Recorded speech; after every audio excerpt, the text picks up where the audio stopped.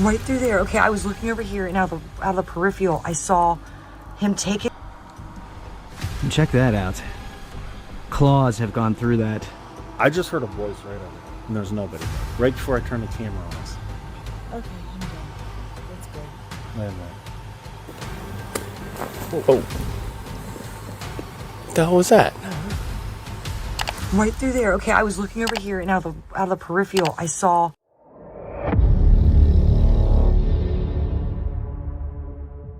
For decades, Bigfoot sightings have been linked to remote forests and terrifying encounters people struggle to explain.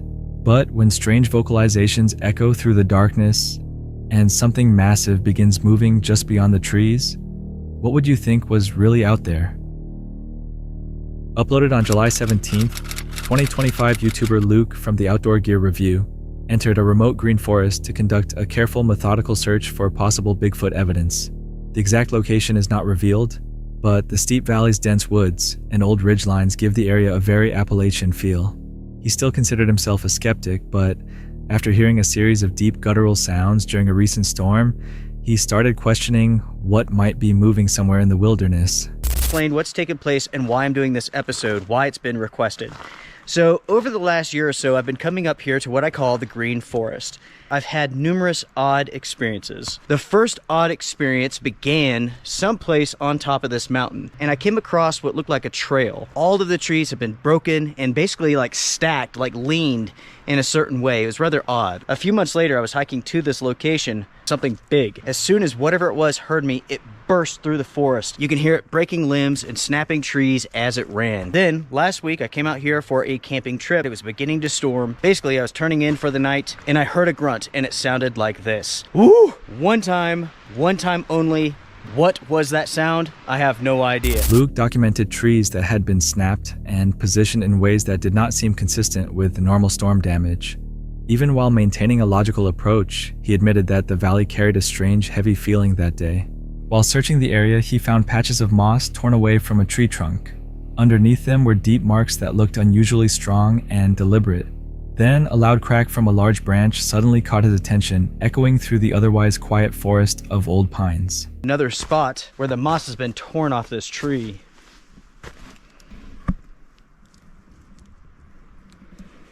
And check that out. Claws have gone through that.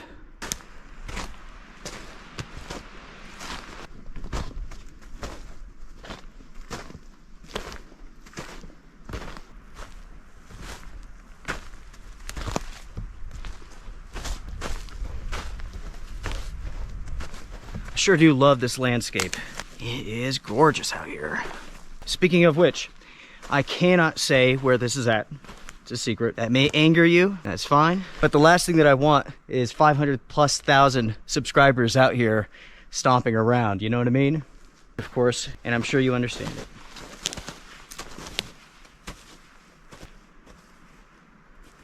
His tracking then led him past bearscat and into a network of deep game trails. The vegetation was so dense that he could barely see 20 feet ahead, leaving countless places where a large animal could remain completely hidden.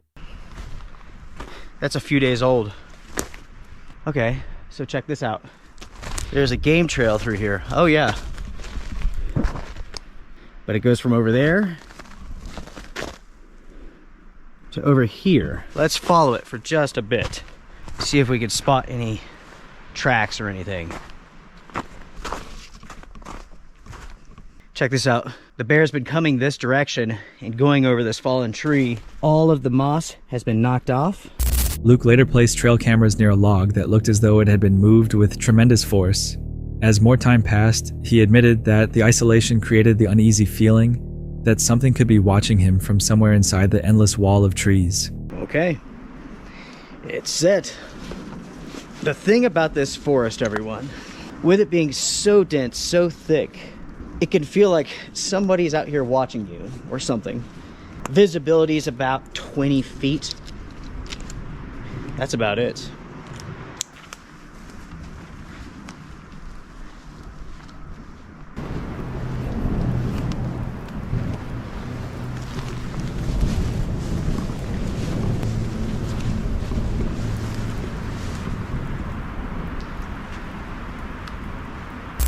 When he reviewed the footage afterward, he found nothing except bears. He also explained how fear can affect perception and cause people to imagine threats that may not actually be there. But even with his focus on logic evidence and skepticism, Luke still struggled to explain the final discovery he came across. Thousands of people that I've spoken to after putting up these episodes, not a single person can provide any evidence. Not a single piece of evidence. I may tell you that I disagree with your assessment, but hey, that's how it goes. That's life. People disagree. And that leads me to believe that Bigfoot does not exist. And I'll explain what I mean by that. I have spoken to people literally all around the world, and these viewers feel like they've had a Bigfoot experience. Because if there's that many people having experiences with Bigfoot, then why can't Bigfoot be found? If that many people have had experiences and no evidence has been captured. This was not here yesterday. I'm so confused, everybody. This is a large tree. Maybe the forest only showed him ordinary signs in a strange sequence.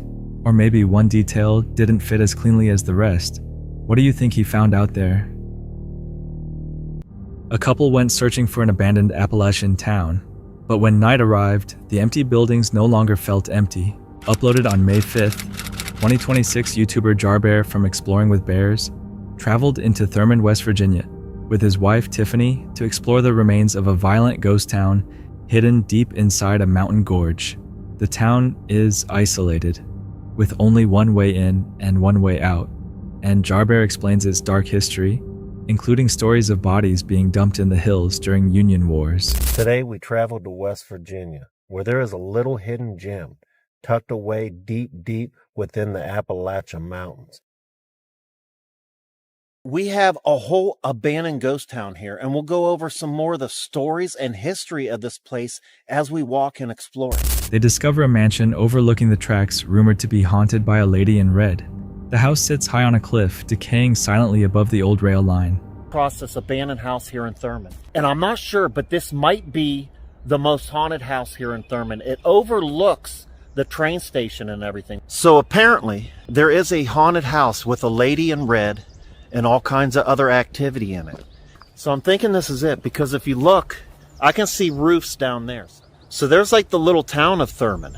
And this is the house on the hill overlooking it. We are at the most haunted house in Thurman, and I'm going to try to get in it and see what we can't find in there.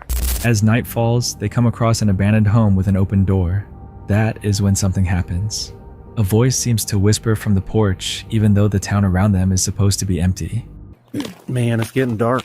Look, it looks lighter on camera, really. Yeah, it does look lighter.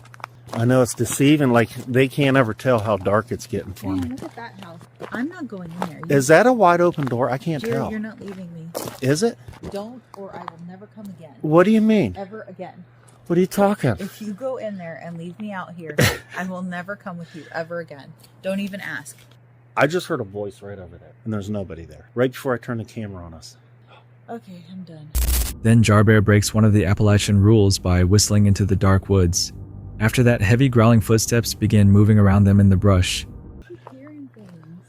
I heard a voice earlier. Wait.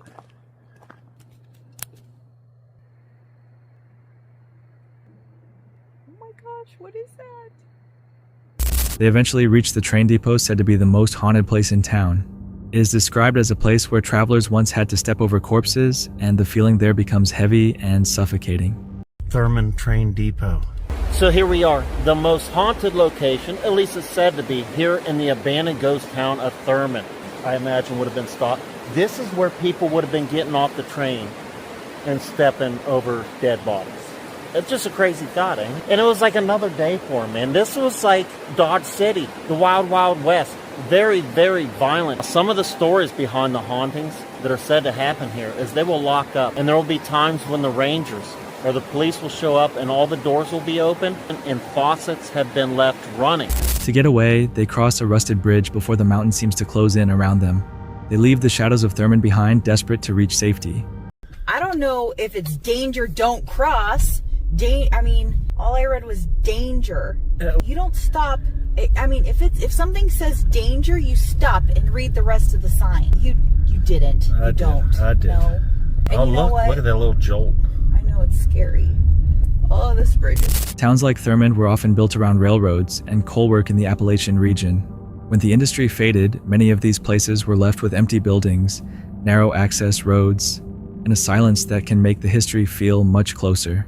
Maybe the whisper came from something ordinary, hidden in the old structures, but in a town with one way in, one way out, and that much history behind it, which moment would have made you turn back first? Have you ever walked through woods so silent that every sound feels unusually close? Someone returned looking for answers, but the forest only left them with even more questions. Uploaded on January 26th, 2026, this clip comes from Exploring with Angelo, where Angelo and his friend Frank head back into a snow-covered forest that had made Angelo feel uneasy during an earlier visit. We're back at what we've been calling the Whispering Woman Woods, aka the Bigfoot Woods, or I don't even know what this place is anymore. Angelo had also connected the area to stories of Bigfoot, which made every strange sound in the trees feel harder to ignore. At first, the trip feels normal. Fresh snow blankets the ground. The forest is quiet. Angelo and Frank try to locate the same trail Angelo had followed before. They joke around, talk about the weather, and enjoy the walk. The snow softens everything around them, and for a while the whole place feels calm in that quiet winter way. There's a bit of a story on this place, but I guess I'll just kind of give you the quick version. But the reason why we call it the Whispering Woman Woods is because there is apparently this woman who whispers going through here. There was a bunch of hikers, encountered this woman, and then a little while after, she basically disappeared. As they continue farther inside, their focus slowly begins to change. The conversation stays light, then gradually starts fading. They are still talking, but now they are listening more carefully to everything around them. Nothing obvious stands out at first. You heard that, right? Yep. Odd. Last time I was here, I heard pretty much the same thing. After that, they try not to let the moment affect them. They keep walking and try to stay relaxed, but the tension is already there. The forest looks exactly the same, yet it no longer feels the same. The strangest part is that nothing appears. Whatever is making the sounds remains hidden close enough to be heard, but still beyond their sight. Oh. What the hell was that? No, I might. Let's see. Oh, loud.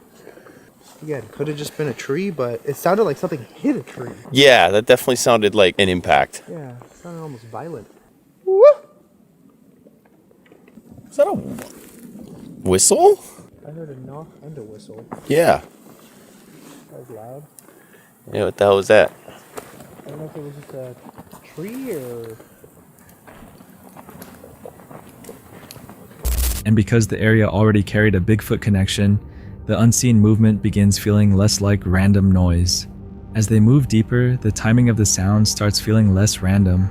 It no longer seems like distant wildlife or the wind passing through the trees. Most people probably would have turned back by then. Angelo and Frank do not.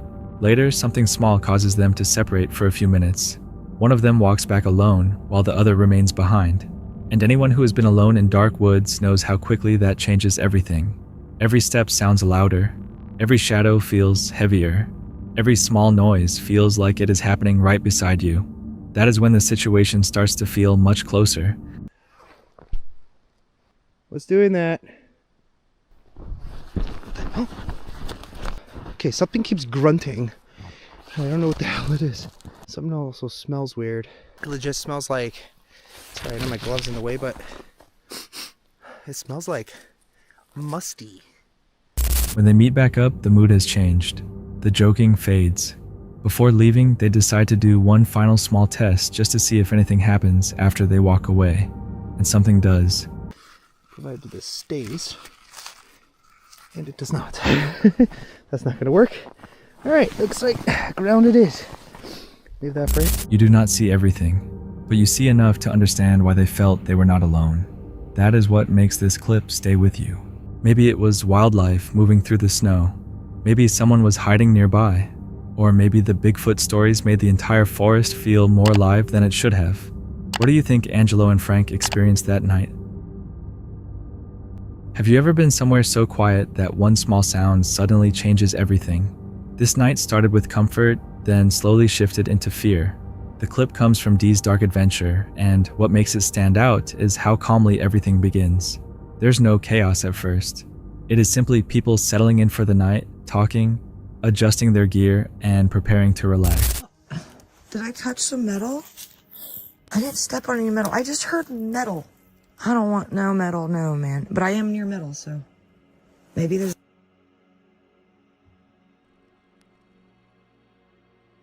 the piece under here I did not see. Why did everything go quiet? Then a small sound breaks that comfort. It is close enough to make them stop mid-sentence. You can feel the shift as they stop talking and begin listening. That is the first sign that the night may not remain peaceful. That bird didn't sound right, did it? That bird sound I right? just saw an orb go by. No, you didn't. In the At first I sky? thought it was a lightning bug, but there is no lightning bugs. Went right in front of my vision. Yeah, he's got new glasses too, so he's seeing great today, guys. He's been... Soon, another sound follows. It feels out of place. At first it is subtle, but then it repeats.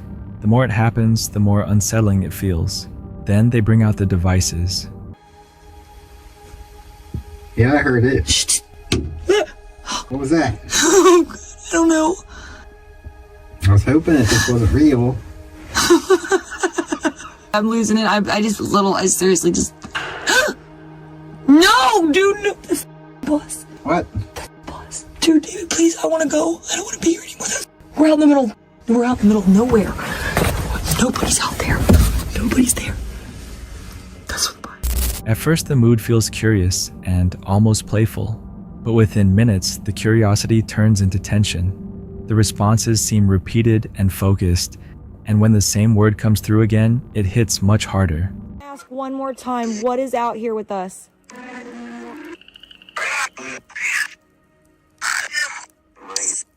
The beast. I heard it again. Beast.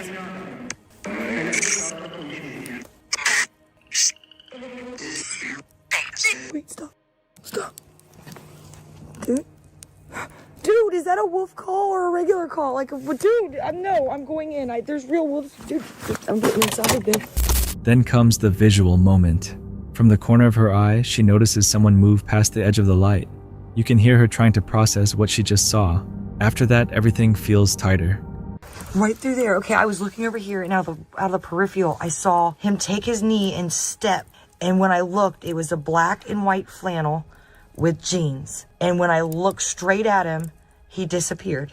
And that's why I was freaking out, because I was like, I did not just see that. I had the camera over here and with your light, and I was pointing that light over here. But I don't know, and I'm not liking this, man. I saw the jeans and the black and white flannel, long sleeve shirt. There's crunching outside, something brushing near the camper, and a faint growl that does not sound right. Then a small blinking light appears farther out in the dark.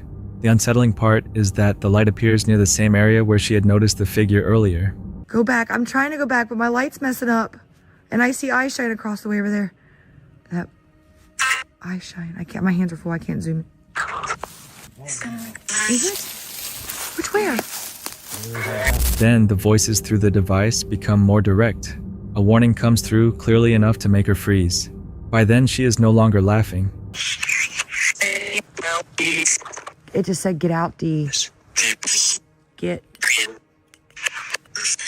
Nothing physically enters but the footsteps, the disappearing figure, the repeated words, and the blinking red light create something heavier than a simple jump scare. Made it. I loved I made it. It's the worst night of my life. Every single noise I heard, I thought that was the end. Tired. I'm going to. No, ma'am. When morning finally comes, the relief in her voice says enough. Maybe every sound had an ordinary cause. Maybe the figure and the light only seemed connected. But if you were there, which part would have scared you most?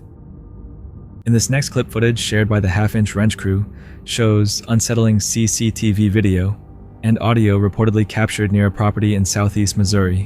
While the night remains quiet, strange chatter can be heard coming from the nearby woods.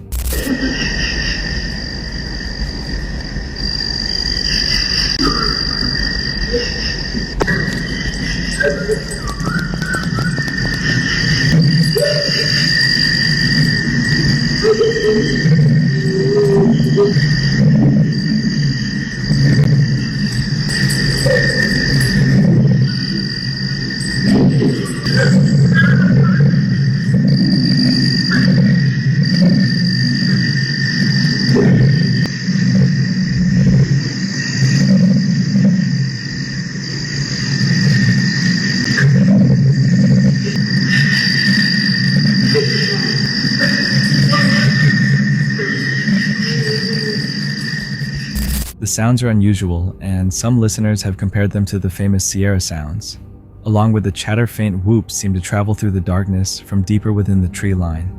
From the recording alone, it is difficult to know what was really out there. It could have been something ordinary, or it could have been a sound that does not fit so easily. What do you think was making those noises in the woods that night? Deep in the Appalachian Mountains of Virginia, a woman records the quiet wilderness at night when she captures a series of large echoing vocalizations unlike anything she's heard before.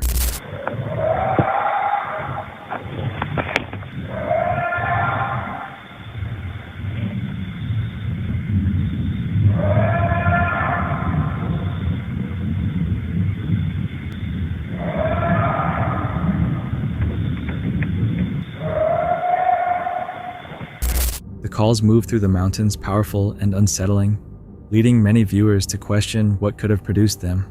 Some believe the sounds may be connected to the legend of Bigfoot. Whatever the source was, it remained hidden somewhere in the darkness, possibly much closer than she first realized. If you heard those calls at night, what would you do? Deep in the woods of Ohio, near Salt Fork State Park, a camera captures something unusual moving along the tree line during daylight.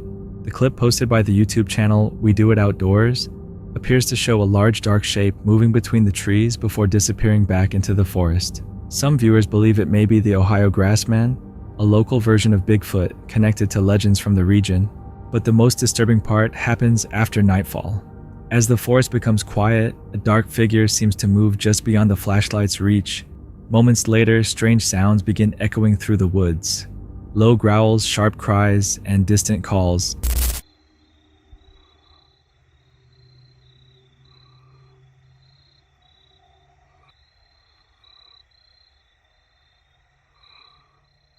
Man, it got dark on me quick.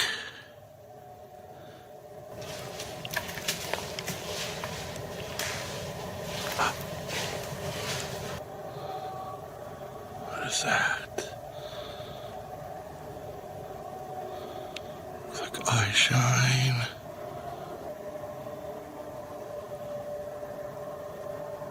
Whoa, whoa, whoa, whoa.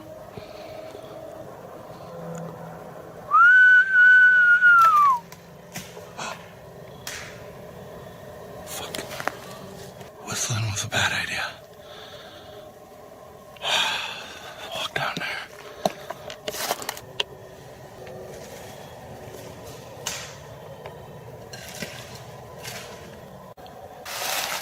I'm gonna try one last thing, tree knock.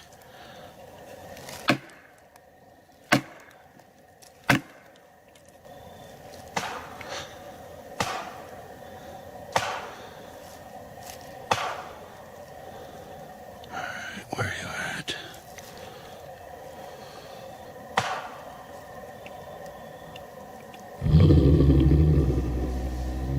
I hear it. How was it?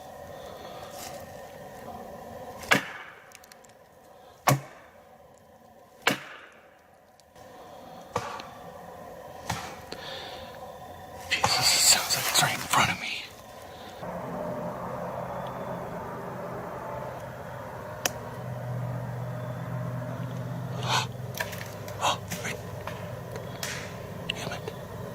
That seemed to come from more than one direction.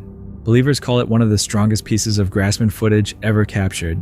Skeptics argue it could be a person in the woods with edited audio. But whatever was moving out there, it stayed close enough to be seen, yet far enough to remain unclear. And that is what makes the footage difficult to ignore. Was it really something unknown watching from the trees, or just a carefully timed moment in the dark? In this final clip, we examine one of the most heavily debated pieces of alleged Bigfoot evidence ever uncovered, the Skookum cast. The cast was created during an expedition in the remote wilderness of Washington by the Bigfoot Field Researchers Organization. After bait had reportedly been placed out overnight, the team discovered a huge impression pressed deep into the ground. What made the discovery so unusual was the level of visible detail. The imprint appeared to show the shape of a large body, with what some believed were muscle contours, hips, arms, and even heel marks. The size seemed far too large to match an average person. Supporters of the cast believe it may be one of the strongest physical pieces of evidence ever associated with the creature. Skeptics, however, argue that it could simply be the impression of an elk, or another natural formation. More than 20 years later, the Skookum cast still divides researchers, believers, and critics. After combing the area for microscope clues, including hair samples, the next step for team members is to get a cast of the giant impression. After setting, it's wedged out of the ground to be sent north for expert examination. In a laboratory in Seattle, Animal X assembled some of the world's most regarded experts in the Bigfoot research field. The team consists of physical anthropologist Dr. Grover Krantz, who has studied evidence of Bigfoot for the past 30 years. Dr. Jeff Meldrum, an associate professor of anatomy and anthropology, who has expert knowledge of how primates move.